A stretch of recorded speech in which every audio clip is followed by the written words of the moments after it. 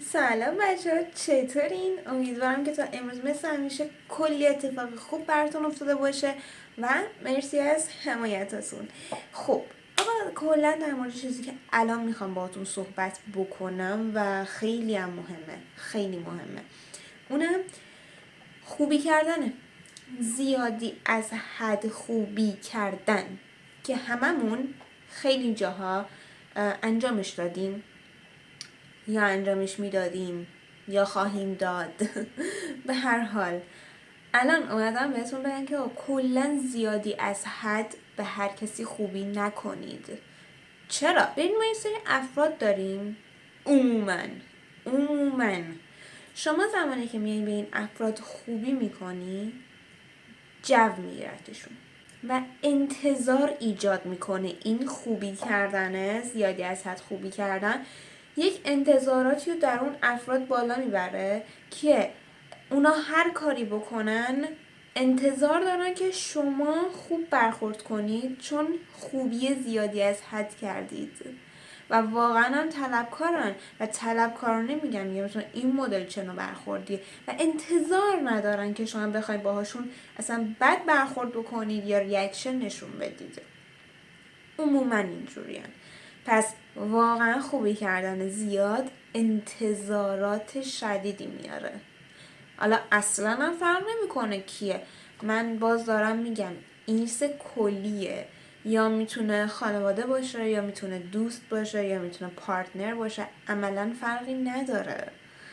این یک حدی باید نگه داشته بشه.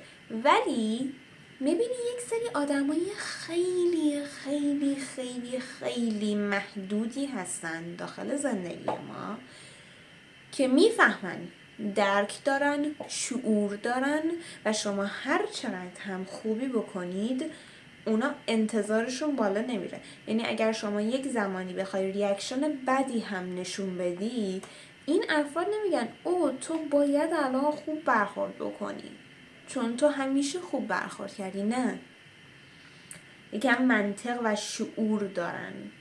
این خیلی مهمه که شما جنبه اینو داشته باشی. یک شخصی بخواد به شما خوبی بکنه، حالا به هر جهتی، خوبی کردن فقط مالی نیست، فقط جنبه مثلا حالا مالی و کادو و فلان و اینا نداره.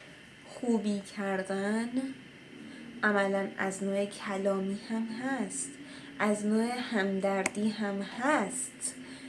و اینجا یه چیز خیلی مهمی من باید بهتون بگم. اگر خودتون دارید خوبی میکنید و حالا میتونید این دوتا افراد، این دوتا جنبه آدم ها هستن که ببینید کدومشونه که عملا نشون میدن ما جنبه خوبی کردن نداریم، پس این افراد میان کنار.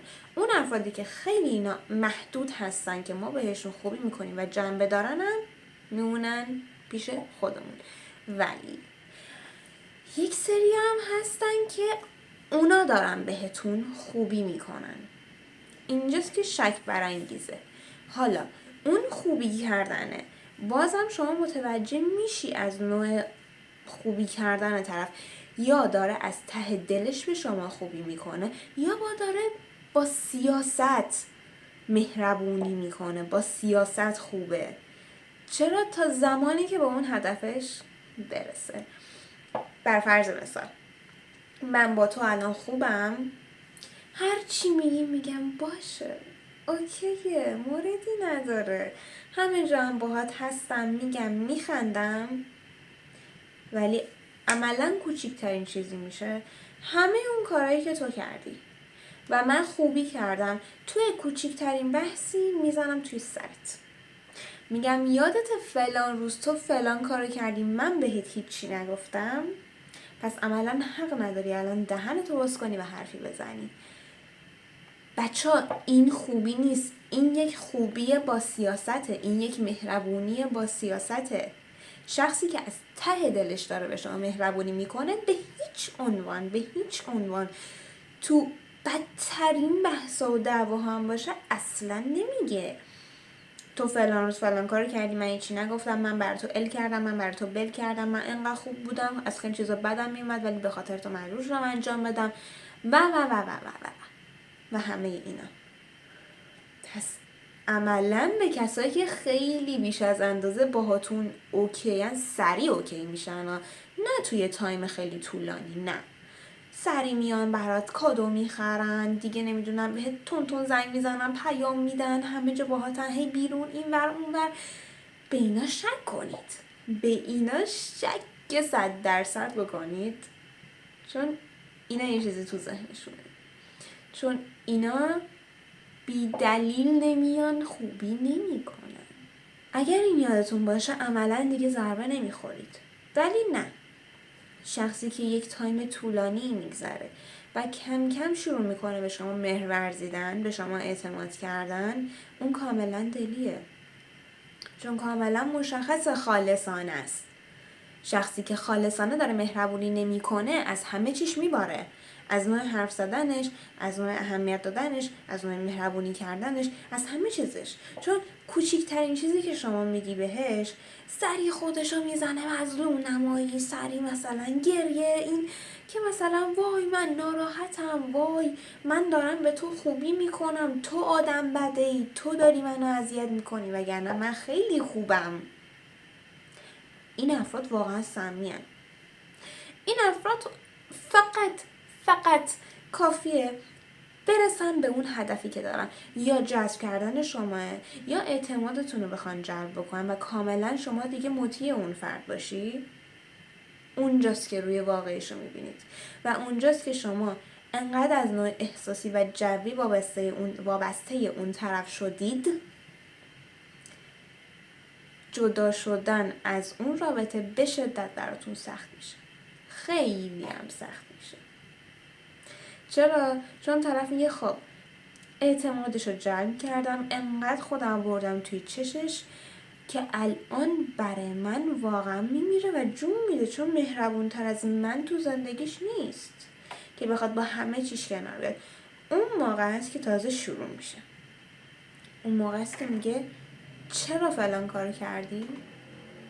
چرا بسار کارو کردی؟ در حالی که قبلا نمیگفت، ولی کم کم این کار نه، اون کار نه، من خوشم میاد، من خوشم نمیاد، اینجا برو اونجا نرو، این کارو بکن اون کارو نکن و همه اینا. اونجاست که شما میگی وای این اینجوری نبود، الان چرا اینجوری شده؟ چون به هدفش رسیده بی‌طرف.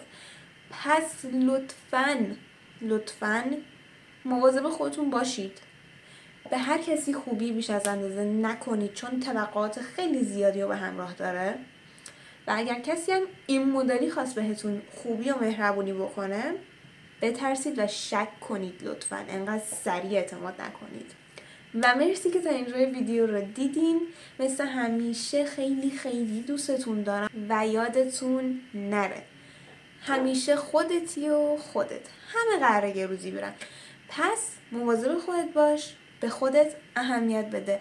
اگه نظر چیزی بود حتما این زیر بر من کامنت کنید، میخونم، میبینمتون. بای.